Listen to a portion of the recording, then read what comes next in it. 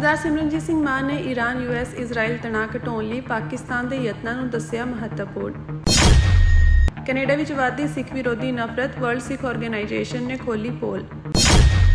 ਸ਼੍ਰੋਮਣੀ ਅਕਾਲੀ ਦਲ ਪੁਨਰ ਸੁਰਜੀਤੀ ਅਤੇ ਸ਼੍ਰੋਮਣੀ ਅਕਾਲੀ ਦਲ ਵਾਰਿਸ ਪੰਜਾਬ ਦੇ ਵਿੱਚ ਸਮਝੌਤਾ ਲਗਭਗ ਤੈਅ। ਜੇ ਅਗਲਾ ਨੋਬੈਲ ਪੀਸ ਪ੍ਰਾਈਜ਼ ਜਾਣਾ ਹੈ ਤਾਂ ਇਹ ਤਾਂ ਪਾਕਿਸਤਾਨ ਨੂੰ ਮਿਲਣਾ ਚਾਹੀਦਾ, ਸਾਡੀ ਪਾਰਟੀ ਦੀ ਰਾਏ ਹੈ। ਕਿਉਂ ਕਰਕੇ ਅਮਨ ਪਾਕਿਸਤਾਨ ਲੈ ਕੇ ਆ ਰਿਹਾ, ਹੋਰ ਕੋਈ ਕੰਟਰੀ ਨਹੀਂ।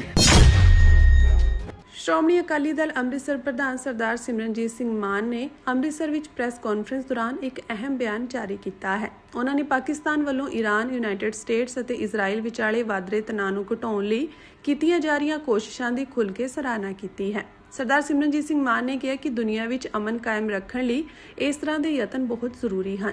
ਉਹਨਾਂ ਨੇ ਖਾਸ ਤੌਰ ਤੇ ਆਸਿਮ ਮੁਨੀਰ ਦੀ ਅਗਵਾਈ ਦੀ ਵੀ ਪ੍ਰਸ਼ੰਸਾ ਕੀਤੀ ਅਤੇ ਕਿਹਾ ਕਿ ਇਹ ਕੋਸ਼ਿਸ਼ਾਂ ਵਿਸ਼ਵ ਸ਼ਾਂਤੀ ਲਈ ਇੱਕ ਮਹੱਤਵਪੂਰਨ ਕਦਮ ਹਨ। ਉਹਨਾਂ ਨੇ ਇਹ ਵੀ ਮੰਗ ਕੀਤੀ ਕਿ ਅਜਿਹੀਆਂ ਅਮਨ ਪਸੰਦ ਕੋਸ਼ਿਸ਼ਾਂ ਨੂੰ ਮਾਨਤਾ ਮਿਲਣੀ ਚਾਹੀਦੀ ਹੈ ਅਤੇ ਉਹਨਾਂ ਨੂੰ ਨੋਬਲ ਪੀਸ ਪ੍ਰਾਈਜ਼ ਵਰਗੇ ਵੱਡੇ ਸਨਮਾਨ ਨਾਲ ਨਵਾਸਿਆ ਜਾਣਾ ਚਾਹੀਦਾ ਹੈ। ਇਹ ਪਾਕਿਸਤਾਨ ਜੰਗ ਨਹੀਂ ਚਾਹੁੰਦਾ, ਉਹ ਤਾਂ ਜੰਗ ਈਰਾਨ ਤੇ ਅਮਰੀਕਾ ਦਾ ਬਚਾਉਣ ਦੇ ਵਿੱਚ ਬਿਜ਼ੀ ਹੈ। ਤੇ ਜੇ ਅਗਲਾ ਨੋਬੈਲ ਪੀਸ ਪ੍ਰਾਈਜ਼ ਜਾਣਾ ਹੈ ਤਾਂ ਇਹ ਤਾਂ ਪਾਕਿਸਤਾਨ ਨੂੰ ਮਿਲਣਾ ਚਾਹੀਦਾ, ਸਾਡੀ ਪਾਰਟੀ ਦੀ ਰਾਏ ਹੈ। ਕਿਉਂ ਕਰਕੇ ਅਮਨ ਪਾਕਿਸਤਾਨ ਲੈ ਕੇ ਆ ਰਿਹਾ, ਹੋਰ ਕੋਈ ਕੰਟਰੀ ਨਹੀਂ ਰਹੀ। ਹੁਣ ਠੀਕ ਹੈ, ਮੁਸਲਮਾਨਾਂ ਤੇ ਇਹ ਹਿੰਦੂਆਂ ਦੇ ਵਿੱਚ ਬਹੁਤ ਜ਼ਿਆਦਾ ਫਰਕ ਪਏ ਹੋਏ ਹੈ, ਪਰ ਗੁਰੂ ਨਾਨਕ ਸਾਹਿਬ ਕਹਿੰਦੇ ਆ ਕਿ ਨਾ ਤਾਂ ਅਸੀਂ ਸਿੱਖ ਹਿੰਦੂ ਹਾਂ, ਨਾ ਅਸੀਂ ਮੁਸਲਮਾਨ ਹਾਂ। ਜੇ ਅਸੀਂ ਹਿੰਦੂ ਨਹੀਂ ਤੇ ਮੁਸਲਮਾਨ ਨਹੀਂ ਤੇ ਅਸੀਂ ਸਿੱਖ ਹਾਂ, ਸੋ ਅਸੀਂ ਹਿੰਦੂਆਂ ਤੇ ਮੁਸਲਮਾਨਾਂ ਦੇ ਵਿਚਾਲੇ ਇੱਕ ਬਫਰ ਬਣ ਕੇ ਰਹਿਣਾ ਚਾਹੁੰਦੇ ਹਾਂ, ਜਿਹਦੇ ਨਾਲ ਹਿੰਦੂਆਂ ਨੂੰ ਵੀ ਬਹੁਤ ਫਾਇਦਾ ਹੋਊਗਾ ਤੇ ਸਿੱਖ ਵੀ ਬਚ ਜਾਣਗੇ। ਸੋ ਇਹ ਸਾਡੀ ਚੀਜ਼ ਹੈ ਕਿ ਨੈਕਸਟ ਨੋਬੈਲ ਪੀਸ ਪ੍ਰਾਈਜ਼ ਇਹ ਪਾਕਿਸਤਾਨ ਨੂੰ ਮਿਲਣਾ ਚਾਹੀਦਾ, ਜਿਹੜੇ ਸੁਲਹ ਦੇ ਤੇ ਇੱਥੇ ਸੰਦੂਰ ਦੇ ਖਿਲਾਫ ਹੈਗੇ ਆ। ਕਿਸੇ ਨੂੰ ਵੀ ਦੇ ਦੇਣ, ਦੋਨੋਂ ਹੀ ਰਿਸਪੌਂਸਿਬਲ ਹੈਗੇ ਆ। ਮਨੀਰ ਸਾਹਿਬ ਇਹ ਉਹ ਅੱਗੇ ਹੋ ਕੇ ਕਰ ਰਹੇ ਆ ਤੇ ਪਾਕਿਸਤਾਨ ਦਾ ਪ੍ਰਾਈਮ ਮਿਨਿਸਟਰ ਤਾਂ ਪ੍ਰਾਈਮ ਮਿਨਿਸਟਰ ਹੀ ਹੈ, ਫਿਰ ਉਹ ਮੁਸਲਮਾਨਾਂ ਦੀ ਤੇ ਇਜ਼ਰਾਈਲ ਦੀ ਹੈ। ਤੇ ਇਜ਼ਰਾਈਲ ਦੇ 6 ਮਿਲੀਅਨ ਬੰਦੇ ਹਿਟਲਰ ਨੇ ਮਾਰਤੇ ਸੀਗੇ, ਤੇ ਉਹ ਵੀ ਤਾਂ ਇਜ਼ਰਾਈਲ ਨੂੰ ਸੋਚਣਾ ਚਾਹੀਦਾ ਕਿ ਇਹ ਅਸੀਂ ਜਿਹੜਾ ਜੰਗ ਲਾਇਆ ਹੋਇਆ ਹੈ, ਸਕੂਲ ਦੇ ਬੱਚੇ ਮਾਰਤੇ ਹੈ, ਉਹ ਇਹੋ ਜਿਹਾ ਜੰਗ ਨਹੀਂ ਕਰਨਾ ਚਾਹੀਦਾ। ਜਦੋਂ ਤੁਸੀਂ ਅਮਨ ਦੇ ਨਾਲ ਤੁਸੀਂ ਸਿਕਿਉਰਿਟੀ ਕਾਊਂਸਲ ਦੇ ਵਿੱਚ ਆਪਣਾ ਫੈਸਲਾ ਕਰਾ ਸਕਦੇ ਹੋ, ਦੋਨੋਂ ਬਹੁਤ ਤਕੜੇ, ਅਮਰੀਕਾ ਤੇ ਇਜ਼ਰਾਈਲ ਬਹੁਤ ਤਕੜੇ ਹੈ, ਤਾਂ ਉਹ ਤਾਂ ਸਿਕਿਉਰਿਟੀ ਕਾਊਂਸਲ ਦੇ ਵਿੱਚ ਵੀ ਆਪਣਾ ਫੈਸਲਾ ਕਰਾ ਸਕਦੇ। ਅਮਰੀਕਾ ਡਿਕਟੇਟਰਸ਼ਿਪ ਕਰ ਰਿਹਾ, ਜ਼ਬਰਦਸਤੀ ਇਰਾਦੀ ਵਰਕ ਕਰ ਰਿਹਾ, ਡਿਕਟੇਟਰਸ਼ਿਪ ਕਰ ਰਿਹਾ ਨਾ ਅਮਰੀਕਾ। ਇਹ ਤਾਂ ਤੁਸੀਂ ਕਹਿ ਰਹੇ ਹੋ, ਪਰ ਮੇਰਾ ਮਤਲਬ ਹੈ ਕਿ ਇਹ ਸੁਲਹ ਹੋਣੀ ਚਾਹੀਦੀ ਹੈ। ਤੁਸੀਂ ਮੇਰੇ ਮਨ ਦੇ ਵਿੱਚ ਸ਼ਬਦ ਨਾ ਪਾਓ। ਮੈਂ ਅਮਰੀਕਾ ਦੇ ਖਿਲਾਫ ਨਹੀਂ ਬੋਲ ਰਿਹਾ, ਪਰ ਮੈਂ ਅਮਨ ਦੇ ਹੱਕ ਦੇ ਵਿੱਚ ਬੋਲ ਰਿਹਾ।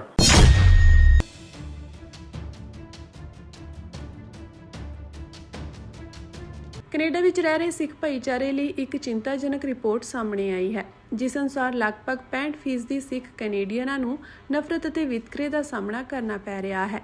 ਵਰਲਡ ਸਿੱਖ ਆਰਗੇਨਾਈਜੇਸ਼ਨ ਵੱਲੋਂ ਜਾਰੀ ਕੀਤੀ ਗਈ ਕੈਨੇਡਾ ਵਿੱਚ ਸਿੱਖ ਵਿਰੋਧੀ ਨਫ਼ਰਤ ਨੂੰ ਸਮਝਣਾ ਅਤੇ ਹੱਲ ਕਰਨਾ ਨਾਮਕ 78 ਪੰਨਿਆਂ ਦੀ ਇਸ ਰਿਪੋਰਟ ਨੇ ਦੇਸ਼ ਵਿੱਚ ਵੱਧ ਰਹੇ ਨਸਲੀ ਵਿਤਕਰੇ ਦੀ ਪੋਲ ਖੋਲ੍ਹ ਦਿੱਤੀ ਹੈ। ਸਰਵੇਖਣ ਦੇ ਹੈਰਾਨੀਜਨਕ ਅੰਕੜੇ ਜਨਵਰੀ ਅਤੇ ਮਾਰਚ 2025 ਦਰਮਿਆਨ 1600 ਤੋਂ ਵੱਧ ਸਿੱਖ ਕੈਨੇਡੀਅਨਾਂ ਤੇ ਕੀਤੇ ਗਏ ਇਸ ਸਰਵੇਖਣ ਵਿੱਚ ਸਾਹਮਣੇ ਆਇਆ ਹੈ ਕਿ 80% ਲੋਕਾਂ ਦਾ ਮੰਨਣਾ ਹੈ ਕਿ ਪਿਛਲੇ 5 ਸਾਲਾਂ ਵਿੱਚ ਸਿੱਖਾਂ ਵਿਰੁੱਧ ਨਫ਼ਰਤ ਅਤੇ ਵਿਤਕਰੇ ਵਿੱਚ ਤੇਜ਼ੀ ਨਾਲ ਵਾਧਾ ਹੋਇਆ ਹੈ।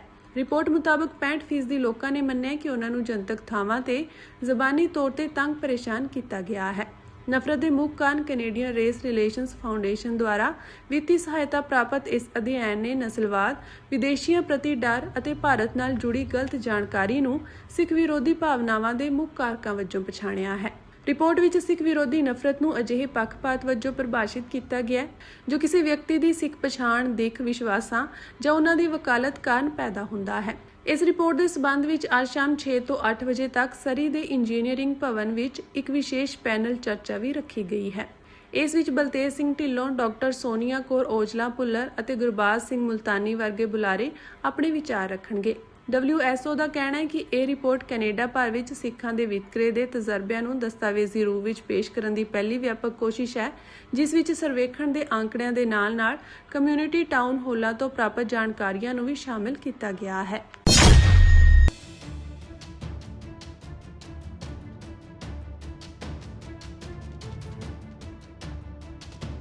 ਸ਼੍ਰੋਮਣੀ ਅਕਾਲੀ ਦਲ ਪੁਨਰ ਸੁਰਜੀਤੀ ਤੇ ਸ਼੍ਰੋਮਣੀ ਅਕਾਲੀ ਦਲ ਵਾਰਿਸ ਪੰਜਾਬ ਦੇ ਵਿੱਚ ਸਮਝੌਤਾ ਲਗਭਗ ਤੈਅ ਹੈ, ਜਿਸ ਦਾ ਰਸਮੀ ਤੌਰ ਤੇ ਐਲਾਨ ਅਗਲੇ ਦਿਨਾਂ ਵਿੱਚ ਹੋਣ ਦੀ ਸੰਭਾਵਨਾ ਹੈ। ਇਹ ਖਬਰ ਉਸ ਵੇਲੇ ਬਾਹਰ ਆਈ ਹੈ ਜਦੋਂ ਖਡੂਰ ਸਾਹਿਬ ਤੋਂ ਸੰਸਦ ਮੈਂਬਰ ਅੰਮ੍ਰਿਤਪਾਲ ਸਿੰਘ ਤੇ ਲੱਗੇ NSA ਦੀ ਮਿਆਦ ਖਤਮ ਹੋ ਰਹੀ ਹੈ ਅਤੇ ਉਸ ਨੂੰ ਪੁਲਿਸ ਰਿਮਾਂਡ ਤੇ ਲਿਆ ਗਿਆ ਹੈ। ਇਹ ਸਮਝੌਤੇ ਦੀ ਪੁਸ਼ਟੀ ਦੋਵਾਂ ਪੱਖਾਂ ਵਿੱਚ ਕੁਝ ਮਸਲੇ ਹੱਲ ਕਰਨ ਲਈ ਬਣਾਈ ਕਮੇਟੀ ਦੇ ਕਨਵੀਨਰ ਮਨਪ੍ਰੀਤ ਸਿੰਘ ਇਆਲੀ ਨੇ ਕੀਤੀ ਹੈ। ਉਹਨਾਂ ਕਿਹਾ ਕਿ ਸਮਝੌਤਾ ਤਾਂ ਹੋ ਗਿਆ, ਪਰ ਕੁਝ ਅੰਦਰੂਨੀ ਮਸਲੇ ਹਨ ਜਿਨ੍ਹਾਂ ਬਾਰੇ ਗੱਲਬਾਤ ਕੀਤੀ ਜਾ ਰਹੀ ਹੈ। ਉਹ ਮਸਲੇ ਜਲਦੀ ਹੱਲ ਹੋ ਜਾਣਗੇ। ਇਆਲੀ ਨੇ ਕਿਹਾ ਕਿ ਅਗਲੇ ਦਿਨਾਂ ਵਿੱਚ ਇਹਨਾਂ ਦੋਵੇਂ ਦਲਾਂ ਦੇ ਸਮਝੌਤੇ ਦਾ ਐਲਾਨ ਕਰ ਦਿੱਤਾ ਜਾਵੇਗਾ। ਇਸ ਬਾਰੇ ਅੰਮ੍ਰਿਤਪਾਲ ਸਿੰਘ ਦੇ ਪਿਤਾ ਤਰਸੇਮ ਸਿੰਘ ਜੱਲੂਪੁਰ ਨੇ ਕਿਹਾ ਕਿ ਸਮਝੌਤਾ ਹੋ ਗਿਆ, ਪਰ ਦੋਵੇਂ ਦਲਾਂ ਵਿੱਚ ਕੁਝ ਨਿਯਮ ਵਿਧਾਨ ਤੇ ਕੁਝ ਸ਼ਰਤਾਂ ਤੈਅ ਕਰਨ ਤੇ ਕੁਝ ਅੰਦਰੂਨੀ ਮਸਲੇ ਹੱਲ ਕਰਨ ਲਈ ਕਮੇਟੀ ਬਣਾਈ ਗਈ ਹੈ। ਮਨਪ੍ਰੀਤ ਸਿੰਘ ਇਆਲੀ ਜਲਦ ਇਸ ਤੇ ਰਿਪੋਰਟ ਦੇਣਗੇ। ਉਸ ਤੋਂ ਬਾਅਦ ਸਮਝੌਤੇ ਦਾ ਐਲਾਨ ਹੋ ਜਾਵੇਗਾ। ਇਸ ਬਾਰੇ ਸ਼੍ਰੋਮਣੀ ਕਮੇਟੀ ਮੈਂਬਰ ਸਤਵਿੰਦਰ ਸਿੰਘ ਟੋੜਾ ਵੱਲੋਂ ਪੋਸਟ ਸੋਸ਼ਲ ਮੀਡੀਆ ਤੇ ਪਾਈ ਗਈ ਹੈ, ਜਿਸ ਵਿੱਚ ਉਹਨਾਂ ਇਸ ਸਮਝੌਤੇ ਤੇ ਖੁਸ਼ੀ ਜ਼ਾਹਰ ਕੀਤੀ ਹੈ।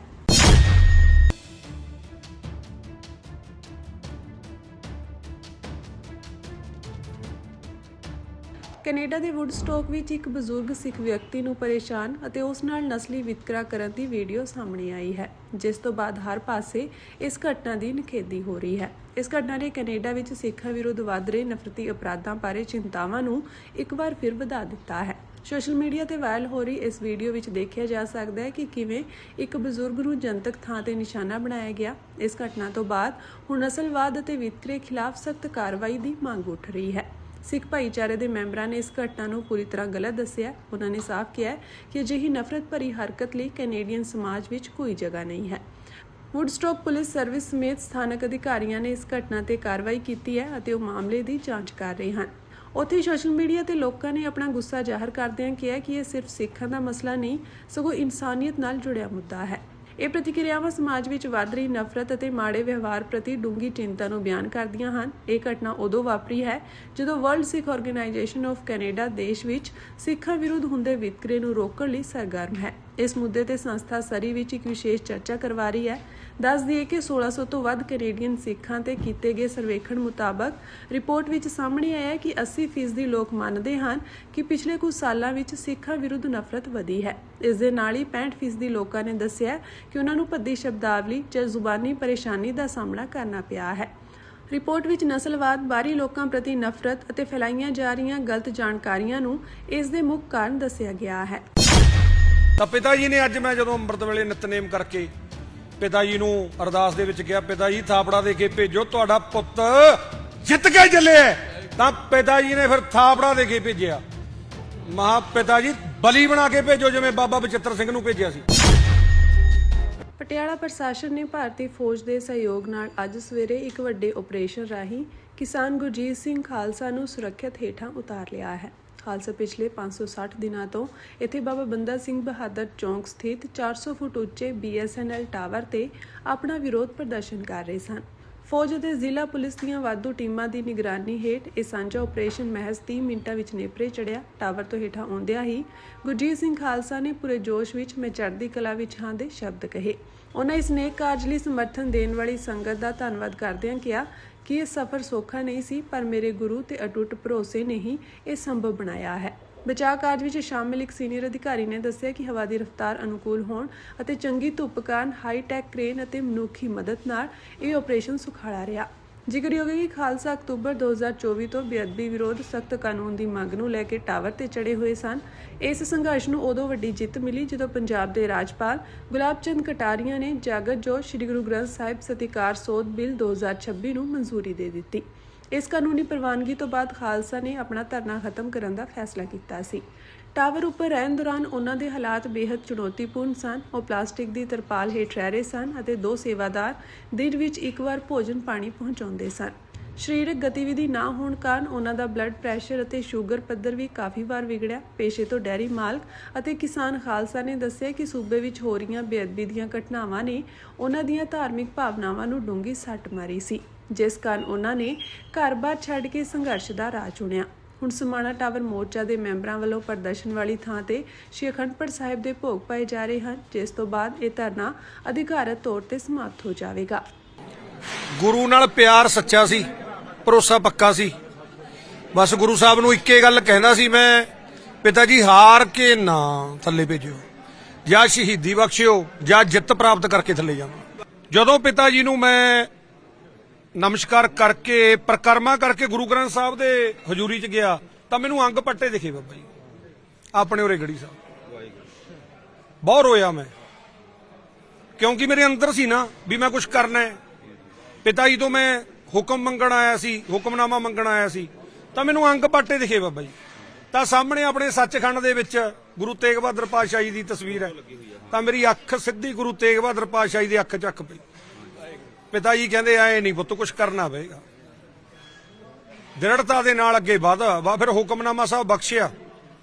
ਜਦੋਂ ਹੁਕਮਨਾਮਾ ਸਾਹਿਬ ਬਖਸ਼ਿਆ ਪਿਤਾ ਜੀ ਨੇ, ਬਹੁਤ ਮੁੜ ਕੇ ਤਾਂ ਫਿਰ ਮੈਂ ਜਕਾਰੇ ਲਾਉਂਦਾ ਇੱਥੋਂ ਨਿਕਲਿਆ ਤਾਂ ਗੁਰੂ ਸਾਹਿਬ ਨੇ ਮੈਨੂੰ ਸਮਾਣੇ ਲਿਜਾ ਕੇ ਉਹ ਟਾਵਰ ਦੇ ਥੱਲੇ ਖੜਾਤਾ, ਕਹਿੰਦੇ ਇੱਥੇ ਚੜ ਜਾ ਬਸ। ਕਿਉਂਕਿ ਫਿਰ ਗੁਰੂ ਸਾਹਿਬ ਨੇ ਮੈਨੂੰ ਇੱਕ ਹੋਰ ਹੁਕਮ ਕੀਤਾ, ਮੈਨੂੰ ਫੁਰਨੇ ਆਉਂਦੇ ਰਹੇ ਬਾਬਾ ਜੀ ਹਰ ਰੋਜ਼।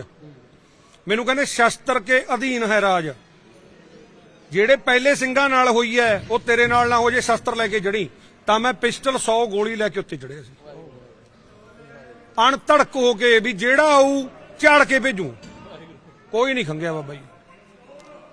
ਗੁਰੂ ਤੇਗ ਬਹਾਦਰ ਪਾਤਸ਼ਾਹ ਜੀ ਨਾਲ ਰਹੇ ਨੇ, ਮੇਰੇ ਹਰ ਟਾਈਮ ਨਾਲ ਰਹੇ ਨੇ। ਤੇ ਮੇਰੇ ਥੜਾ ਸਾਹਿਬ ਉਧਰ ਨੇੜੇ ਪੈ ਜਾਂਦਾ ਸੀ, ਟਾਵਰ ਤੋਂ ਮੈਂ ਸਿੱਧਾ ਗੁਰੂ ਸਾਹਿਬ ਨੂੰ ਅਰਦਾਸ ਕਰਕੇ ਨਮਸਕਾਰ ਕਰਨੇ, ਮਾਂ ਪਿਤਾ ਜੀ ਤੁਹਾਡੀ ਗੋਦ ਦਾ ਨਿੱਘ ਹੈ। ਤੇ ਮੇਰਾ ਅੱਜ ਸਵੇਰੇ ਉੱਤਰ ਨੂੰ ਜੀ ਨਹੀਂ ਕਰ ਰਿਹਾ ਸੀ, ਕਿਉਂਕਿ ਮੇਰੇ ਅੰਦਰ ਦੀ ਭਾਵਨਾ ਸੀ ਵੀ ਮੈਂ ਕਿਤੇ ਗੁਰੂ ਸਾਹਿਬ ਤੋਂ ਦੂਰ ਤਾਂ ਨਹੀਂ ਹੋ ਜਾਵਾਂਗਾ। ਕਿਉਂਕਿ ਬਾਬਾ ਜੀ ਆਹ ਮੋਹ ਮਾਇਆ ਜਾਲ ਹੈ, ਇੱਥੇ ਦੁਨੀਆ ਫਸੀ ਹੋਈ ਹੈ ਰਿਸ਼ਤਿਆਂ 'ਚ, ਪੈਸੇ ਦੇ ਲਾਲਚ ਦੇ ਵਿੱਚ। ਹਰ ਇੱਕ ਆਪਣੀ ਆਪਣੀ ਕੜੀ ਨਾਲ ਕੜੀ ਲਾਲਚ ਦੀ ਜੁੜੀ ਹੋਈ ਹੈ। ਪਰ ਉਹ ਸਥਾਨ ਮੇਰੇ ਵਾਸਤੇ ਬਾਬਾ ਜੀ ਇੱਕ ਸਵਰਗ ਤੀ, ਸਵਰਗ ਗੁਰੂ ਦਾ ਸੱਚਖੰਡ। ਉਹ 2/6 ਦਾ ਫੱਟਾ ਹੀ ਮੈਨੂੰ ਸਵਰਗ ਲੱਗਦਾ ਸੀ, ਕਿਉਂਕਿ ਗੁਰਬਾਣੀ ਪੜ੍ਹਦੇ ਹੀ ਬਾਬਾ ਜੀ ਸਮਾਂ ਲੰਘ ਜਾਂਦਾ ਸੀ, ਪਤਾ ਹੀ ਨਹੀਂ ਲੱਗਦਾ ਸੀ। ਨਾਮ ਜਪੀ ਜਾਣਾ, ਵਾਹਿਗੁਰੂ ਵਾਹਿਗੁਰੂ ਕਰੀ ਜਾਣਾ, ਤਾਂ ਅੰਤਰ ਧਿਆਨ ਹੋ ਜਾਣਾ, ਤਾਂ ਮਾਲਕ ਨਾਲ ਲਿਵ ਲੱਗ ਜਾਣੀ। ਹੋਰ ਕੀ ਚਾਹੀਦਾ ਬਾਬਾ ਜੀ। ਤਾਂ ਪਿਤਾ ਜੀ ਨੇ ਅੱਜ ਮੈਂ ਜਦੋਂ ਅੰਮ੍ਰਿਤ ਵੇਲੇ ਨਿਤਨੇਮ ਕਰਕੇ ਪਿਤਾ ਜੀ ਨੂੰ ਅਰਦਾਸ ਦੇ ਵਿੱਚ ਕਿਹਾ, ਪਿਤਾ ਜੀ ਥਾਪੜਾ ਦੇ ਕੇ ਭੇਜੋ, ਤੁਹਾਡਾ ਪੁੱਤ ਜਿੱਤ ਕੇ ਚੱਲਿਆ। ਤਾਂ ਪਿਤਾ ਜੀ ਨੇ ਫਿਰ ਥਾਪੜਾ ਦੇ ਕੇ ਭੇਜਿਆ। ਮਹਾ ਪਿਤਾ ਜੀ ਬਲੀ ਬਣਾ ਕੇ ਭੇਜੋ, ਜਿਵੇਂ ਬਾਬਾ ਬਚਿੱਤਰ ਸਿੰਘ ਨੂੰ ਭੇਜਿਆ ਸੀ। ਦੁਸ਼ਟਾਂ ਦਾ, ਮਲੇਸ਼ਾਂ ਦਾ, ਮਸੰਦਾਂ ਦਾ, ਪਾਪੀਆਂ ਦਾ ਨਾਸ਼ ਕਰਨਾ ਹੈ, ਇਹ ਤੁਸੀਂ ਕਰਾਉਣਾ, ਸਾਡੇ ਬਸ ਦੀ ਗੱਲ ਨਹੀਂ। ਤਾਂ ਪਿਤਾ ਜੀ ਦਾ ਮੈਂ ਕੀ ਗੁਣ ਗਾਵਾਂ, ਬਹੁਤ ਖਜ਼ਾਨਾ ਹੈ। ਖਜ਼ਾਨੇ ਦੀ ਕੜੀ ਜਿਵੇਂ ਜਿਵੇਂ ਸਮਾਂ ਹੋਊਗਾ ਖੋਲਦੇ ਜਾਵਾਂਗੇ। ਚਮਤਕਾਰ ਹੋਏ ਨੇ, 18.5 ਮਹੀਨੇ ਆਨੰਦ ਲਿਆ ਜੀ। ਕੋਈ ਮੈਨੂੰ ਆਏ ਨੂੰ ਸੂਰਮੇ ਨੂੰ ਪਤਾ ਹੈ, ਇਹ ਜਦੋਂ ਵੀ ਮੇਰੇ ਨਾਲ ਗੱਲ ਕਰ 3-3 ਘੰਟੇ ਮੇਰੇ ਨਾਲ ਵਿਚਾਰ ਸਾਂਝੇ ਹੋਏ ਨੇ ਤਲਵਿੰਦਰ ਔਲਖ ਦੇ। ਇਹ ਸੂਰਮਾ ਕਹਿੰਦਾ ਕਿੱਥੋਂ ਆਇਆ ਤੂੰ, ਆਹ ਸਦੀ ਦਾ ਤਾਂ ਹੈ ਨਹੀਂ। ਮੈਂ ਇੱਕੇ ਗੱਲ ਕਹਿਣਾ ਹੁੰਦਾ ਜੀ, ਮਾਂ ਭਰੋਸਾ ਪੱਕਾ ਚਾਹੀਦਾ। ਜੇ ਬਾਬਾ ਬਿਧੀ ਚੰਦ ਜੀ ਬਲਦੀ ਭੱਠ 'ਚ ਭਰੋਸੇ ਨਾਲ ਬੈਠ ਸਕਦੇ ਨੇ, ਅਸੀਂ ਕੁਝ ਵੀ ਨਹੀਂ ਕਰ ਸਕਦੇ। ਦਿੱਲੀ ਸਿੱਖ ਗੁਰਦੁਆਰਾ ਪ੍ਰਬੰਧਕ ਕਮੇਟੀ ਵੱਲੋਂ ਹਮੇਸ਼ਾ ਹੀ ਇਹ ਕੋਸ਼ਿਸ਼ ਹੈ ਕਿ ਇਸ ਦਰਿੰਦੇ ਨੂੰ ਵੱਧ ਤੋਂ ਵੱਧ ਜਿਹੜਾ ਹੈ ਜੇਲ੍ਹ ਦੇ ਵਿੱਚ ਰਹੇ, ਤਾਂ ਕਿ ਇਸ ਨੂੰ ਪਤਾ ਲੱਗੇ ਕਿ ਕਿਸ ਤਰੀਕੇ ਦੇ ਨਾਲ ਇਹਨਾਂ ਨੇ ਨਿਰਦੋਸ਼ ਸਿੱਖਾਂ ਦਾ ਗਲੇ ਦੇ ਵਿੱਚ ਟਾਇਰ ਪਾ ਕੇ ਬੱਚਿਆਂ ਦੀ ਪਰਵਾਹ ਨਹੀਂ ਕੀਤੀ, ਬੱਚਿਆਂ ਨੂੰ ਮਾਰਿਆ, ਕਤਲੇਆਮ ਕੀਤਾ, ਬੀਬੀਆਂ ਦਾ ਬੇਪਤੀ ਕੀਤੀ। ਸੁਪਰੀਮ ਕੋਰਟ ਨੇ 1984 ਦੇ ਸਿੱਖ ਕਤਲੇਆਮ ਦੇ ਮਾਮਲੇ ਵਿੱਚ ਦੋਸ਼ੀ ਸਾਬਕਾ ਕਾਂਗਰਸੀ ਆਗੂ ਸੱਜਣ ਕੁਮਾਰ ਦੀ ਉਸ ਪਟੀਸ਼ਨ ਤੇ ਜੁਲਾਈ ਵਿੱਚ ਸੁਣਵਾਈ ਕਰਨ ਲਈ ਸਹਿਮਤੀ ਜਤਾਈ ਹੈ, ਜਿਸ ਵਿੱਚ ਉਸ ਨੇ ਆਪਣੀ ਸਜ਼ਾ ਨੂੰ ਚੁਣੌਤੀ ਦਿੱਤੀ ਹੈ। ਅਦਾਲਤ ਨੂੰ ਦੱਸਿਆ ਗਿਆ ਕਿ ਦੋਸ਼ੀ ਪਹਿਲਾਂ ਹੀ 7 ਸਾਲ ਤੋਂ ਵੱਧ ਸਮਾਂ ਜੇਲ੍ਹ ਵਿੱਚ ਕੱਟ ਚੁੱਕਾ ਹੈ। 80 ਸਾਲਾ ਸੱਜਣ ਕੁਮਾਰ 31 ਦਸੰਬਰ 2018 ਤੋਂ ਜੇਲ੍ਹ ਵਿੱਚ ਹੈ, ਜਦੋਂ ਉਸਨੇ ਦਿੱਲੀ ਹਾਈ ਕੋਰਟ ਵੱਲੋਂ ਉਮਰ ਕੈਦ ਦੀ ਸਜ਼ਾ ਸੁਣਾਏ ਜਾਣ ਤੋਂ ਬਾਅਦ ਆਤਮ ਸਮਰਪਣ ਕੀਤਾ ਸੀ। ਇਹ ਮਾਮਲਾ ਦੱਖਣੀ ਪੱਛਮੀ ਦਿੱਲੀ ਦੀ ਪਾਲਮ ਕਲੋਨੀ ਦੇ ਨਗਰ ਪਾਰਟ 1 ਇਲਾਕੇ ਨਾਲ ਸੰਬੰਧਿਤ ਹੈ, ਜਿੱਥੇ 1-2 ਨਵੰਬਰ 1984 ਨੂੰ 5 ਸਿੱਖਾਂ ਦਾ ਕਤਲ ਕਰ ਦਿੱਤਾ ਗਿਆ ਸੀ ਅਤੇ ਰਾਜ ਨਗਰ ਪਾਰਟ 2 ਵਿੱਚ ਇੱਕ ਗੁਰਦੁਆਰਾ ਸਾਹਿਬ ਨੂੰ ਅੱਗ ਲਗਾ ਦਿੱਤੀ ਗਈ ਸੀ।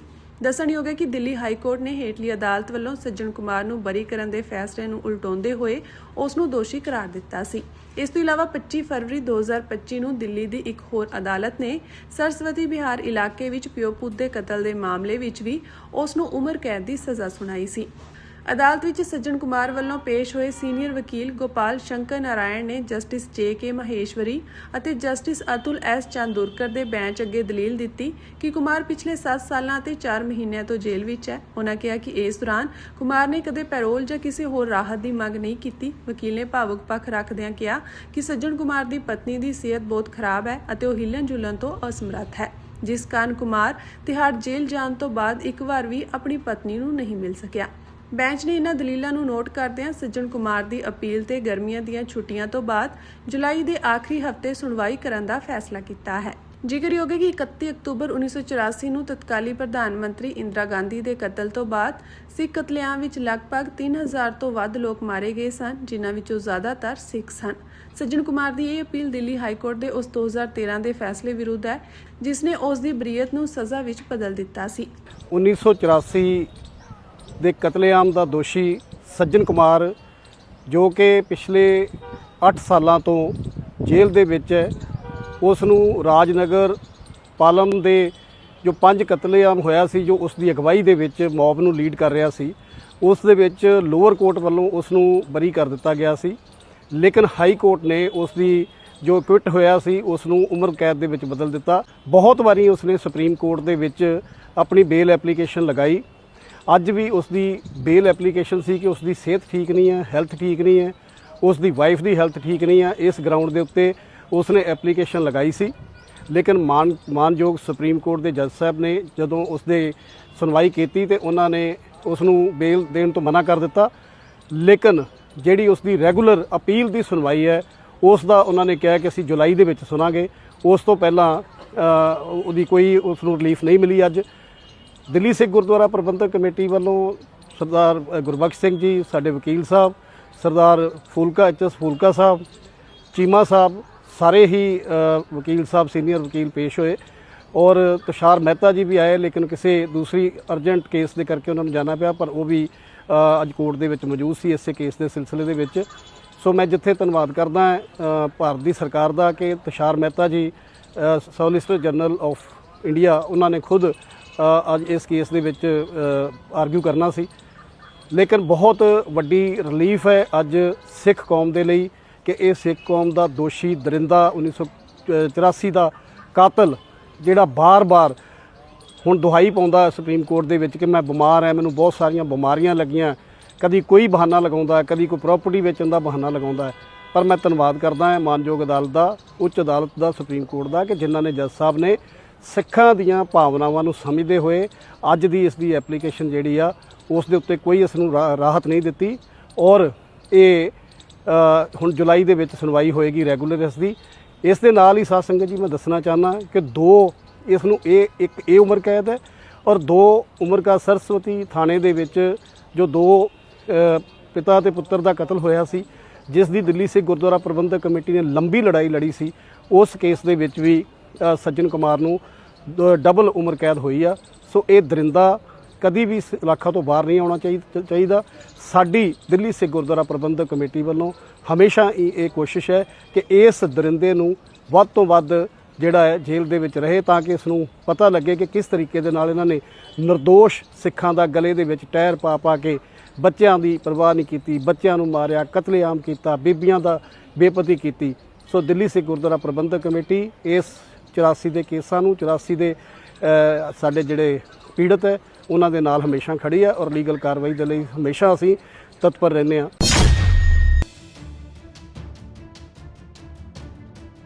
ਪੰਜਾਬ ਦੇ ਵੱਖ-ਵੱਖ ਸ਼ਹਿਰਾਂ ਵਿੱਚ ਅੱਜ ਵਿਸ਼ੇਸ਼ ਬਲੈਕਆਊਟ ਮੌਕ ਡਰਿਲ ਕਰਵਾਈ ਜਾਵੇਗੀ। ਇਸੇ ਤਹਿਤ ਜਲੰਧਰ ਦੇ Lyallpur Khalsa college for woman ਦੇ ਕੈਂਪਸ ਵਿੱਚ ਸਿਵਲ ਡਿਫੈਂਸ ਵੱਲੋਂ ਹਵਾਈ ਹਮਲੇ ਤੋਂ ਬਚਣ ਲਈ ਬਲੈਕਆਊਟ ਮੌਕ ਡਰਿਲ ਕੀਤੀ ਜਾਵੇਗੀ।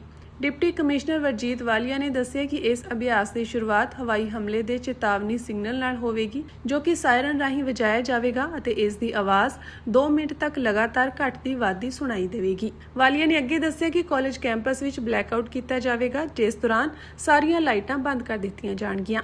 ਮੌਕ ਡਰਿਲ ਦੇ ਪੂਰਾ ਹੋਣ ਤੋਂ ਬਾਅਦ ਇੱਕ ਆਲ ਕਲੀਅਰ ਸਿਗਨਲ ਲਗਾਤਾਰ 2 ਮਿੰਟ ਲਈ ਤੇਜ਼ ਸਾਇਰਨ ਵਜਾਇਆ ਜਾਵੇਗਾ, ਜੋ ਅਭਿਆਸ ਦੀ ਸਮਾਪਤੀ ਦਾ ਸੰਕੇਤ ਦੇਵੇਗਾ। ਉਨ੍ਹਾਂ ਸਪਸ਼ਟ ਕੀਤਾ ਕਿ ਬਲੈਕਆਊਟ ਮੌਕ ਡਰਿਲ ਅਭਿਆਸ ਸਿਰਫ ਕਾਲਜ ਲਈ ਹੀ ਤੈਅ ਕੀਤਾ ਗਿਆ ਹੈ ਅਤੇ ਜ਼ਿਲ੍ਹੇ ਦੇ ਕਿਸੇ ਵੀ ਸ਼ਹਿਰ, ਪਿੰਡ ਜਾਂ ਕਿਸੇ ਹੋਰ ਥਾਂ ਤੇ ਅਜਿਹੀ ਕੋਈ ਡਰਿਲ ਨਹੀਂ ਕਰਵਾਈ ਜਾਵੇਗੀ।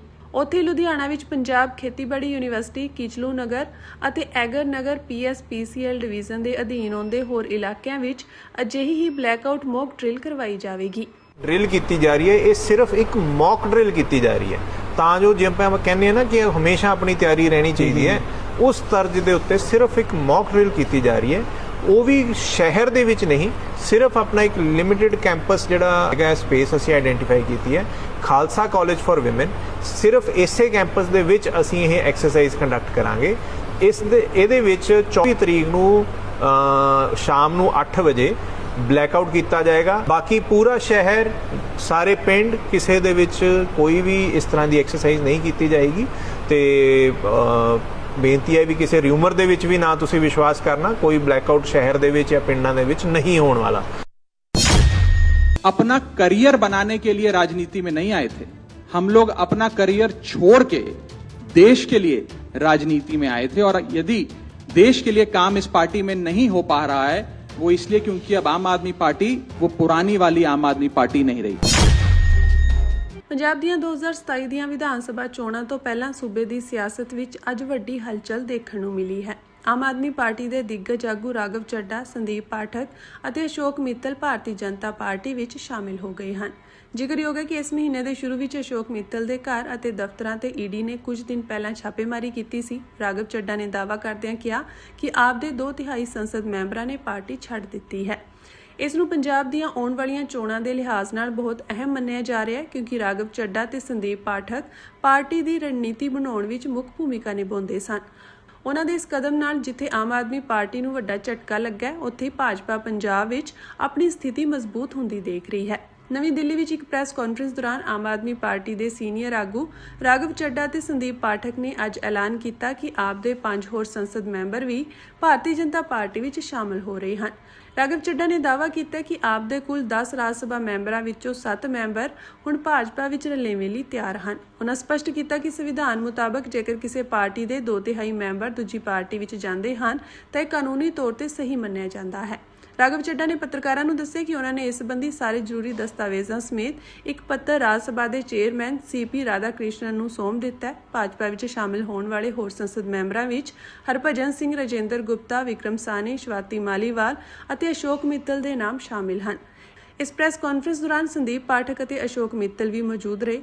ਦੂਜੇ ਪਾਸੇ ਪੰਜਾਬ ਦੀ ਆਮ ਆਦਮੀ ਪਾਰਟੀ ਨੇ ਭਾਜਪਾ ਤੇ ਨਿਸ਼ਾਨਾ ਸਾਧਦਿਆਂ ਦੋਸ਼ ਲਗਾਇਆ ਕਿ ਉਹ ਈਡੀ ਰਾਹੀਂ ਪਾਰਟੀ ਦੇ ਸੰਸਦ ਮੈਂਬਰਾਂ ਵਿੱਚ ਡਰ ਦਾ ਮਾਹੌਲ ਪੈਦਾ ਕਰਕੇ ਪਾਰਟੀ ਨੂੰ ਤੋੜਨ ਦੀ ਕੋਸ਼ਿਸ਼ ਕਰ ਰਹੀ ਹੈ। ਪਾਰਟੀ ਦੇ ਮੁੱਖ ਬੁਲਾਰੇ ਬਲਤੇਜ ਪੰਨੂ ਨੇ ਦਾਅਵਾ ਕੀਤਾ ਕਿ ਇਸ ਸਾਰੀ ਸਾਜ਼ਿਸ਼ ਪਿੱਛੇ ਕੇਂਦਰੀ ਗ੍ਰਹਿ ਮੰਤਰੀ ਅਮਿਤ ਸ਼ਾਹ ਦਾ ਹੱਥ ਹੈ। ਉਹਨਾਂ ਇਹ ਵੀ ਦੋਸ਼ ਲਗਾਇਆ ਕਿ ਰਾਘਵ ਚੱਡਾ ਨੂੰ ਪੰਜਾਬ ਵਿੱਚ ਪਾਰਟੀ ਨੂੰ ਕਮਜ਼ੋਰ ਕਰਨ ਦੇ ਬਦਲੇ ਕੇਂਦਰ ਵਿੱਚ ਮੰਤਰੀ ਦਾ ਅਹੁਦਾ ਦੇਣ ਦਾ ਲਾਲਚ ਦਿੱਤਾ ਗਿਆ ਹੈ ਅਤੇ ਉਹਨਾਂ ਨੂੰ ਇਸ ਸਾਜ਼ਿਸ਼ ਵਿੱਚ ਇੱਕ ਹਥਿਆਰ ਵਜੋਂ ਵਰਤਿਆ ਗਿਆ ਹੈ।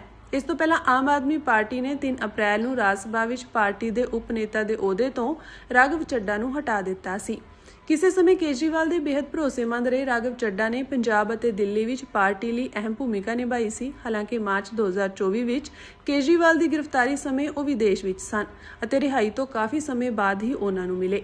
ਹਾਲ ਹੀ ਵਿੱਚ ਜਦੋਂ ਅਦਾਲਤ ਨੇ ਕੇਜਰੀਵਾਲ ਅਤੇ ਸਿਸੋਦੀਆ ਨੂੰ ਬਰੀ ਕੀਤਾ ਤਾਂ ਵੀ ਚੱਡਾ ਨੇ ਚੁੱਪ ਧਾਰੀ ਰੱਖੀ ਅਤੇ ਜੰਤਰ ਮੰਤਰ ਦੀ ਰੈਲੀ ਵਿੱਚ ਵੀ ਸ਼ਾਮਿਲ ਨਹੀਂ ਹੋਏ ਸਨ। अपना करियर बनाने के लिए राजनीति में नहीं आए थे, हम लोग अपना करियर छोड़ के देश के लिए राजनीति में आए थे। और यदि देश के लिए काम इस पार्टी में नहीं हो पा रहा है, वो इसलिए क्योंकि अब आम आदमी पार्टी वो पुरानी वाली आम आदमी पार्टी नहीं रही। और पिछले कुछ सालों से आप लोग लगातार मुझसे पूछ रहे थे कि राघव जी, आप 1 साल से पार्टी की गतिविधियों से अलग क्यों नजर आते हैं, पार्टी से किनारा क्यों कर लिया। तब मैं कुछ बोलता नहीं था, मैं प्रयास कर रहा था कि चीजें बेहतर हों। लेकिन आज मैं आपको असल कारण बताता हूं कि क्यों मैंने पार्टी की गतिविधियों से अपने आप को अलग कर लिया। और उसका कारण यह है क्योंकि मैं उनके गुनाह में शामिल नहीं होना चाहता था, मैं उनकी दोस्ती के काबिल नहीं था क्योंकि मैं उनके गुनाह में शामिल नहीं था। आज हम एक ऐसे मोड़ पर खड़े हैं कि हमारे पास सिर्फ 2 ही ऑप्शंस थे, 2 विकल्प थे। या तो हम राजनीति छोड़ दें और पिछले 15-16 साल जो हमने सार्वजनिक जीवन में काम किया उसे त्याग दें, या फिर हम अपने अनुभव को, अपनी स्किल्स को, अपनी पूरी ऊर्जा और एनर्जी को लेकर पॉजिटिव पॉलिटिक्स करें। इसीलिए हमने ये डिसाइड किया that we the 2/3 members of parliament of the belonging to the Aam Aadmi Party in Rajya Sabha exercise the provisions of the Constitution of India and merge ourselves with the BJP। हम BJP में विलय करते हैं। पिछले 12 सालों में Bharatiya Janata party की केंद्र की सरकार, माननीय प्रधानमंत्री नरेंद्र मोदी जी के नेतृत्व में जो सरकार चल रही है, उसने कई मजबूत ऐसे फैसले लिए जो आज से पहले नेता फैसले लेने से शायद डरते थे, चाहे वो आतंकवाद की जड़ें उखाड़कर फेंकना हो या भारत को विश्व की टॉप इकोनॉमीज में लाना हो। और इस नेतृत्व पे जनता ने एक बार नहीं, 2 बार नहीं, 3 बार मोहर लगाई है। हम सब अपने आप को सौभाग्यशाली महसूस कर रहे हैं कि हम माननीय प्रधानमंत्री नरेंद्र मोदी जी की लीडरशिप में और गृह मंत्री अमित शाह जी की संकल्प शक्ति के साथ जुड़कर बिना रुके और बिना थके देश के लिए काम करेंगे। और जिन लोगों के मन में थोड़ी पीड़ा थी, दुख था कि मैं बतौर एक सांसद जो ऑर्डिनरी सिटीजन्स के ऑर्डिनरी इश्यूज को पार्लियामेंट में उठा रहा था, मैं शायद नहीं उठा पाऊंगा क्योंकि मेरी अपनी पार्टी ने मेरी आवाज बंद कर दी थी। मैं उन्हें भी कहना चाहता हूं कि आप चिंता मत करिए, मैं उसी कमिटमेंट, उसी जोश और उसी एनर्जी के साथ आपके तमाम मुद्दे उठाता रहूंगा।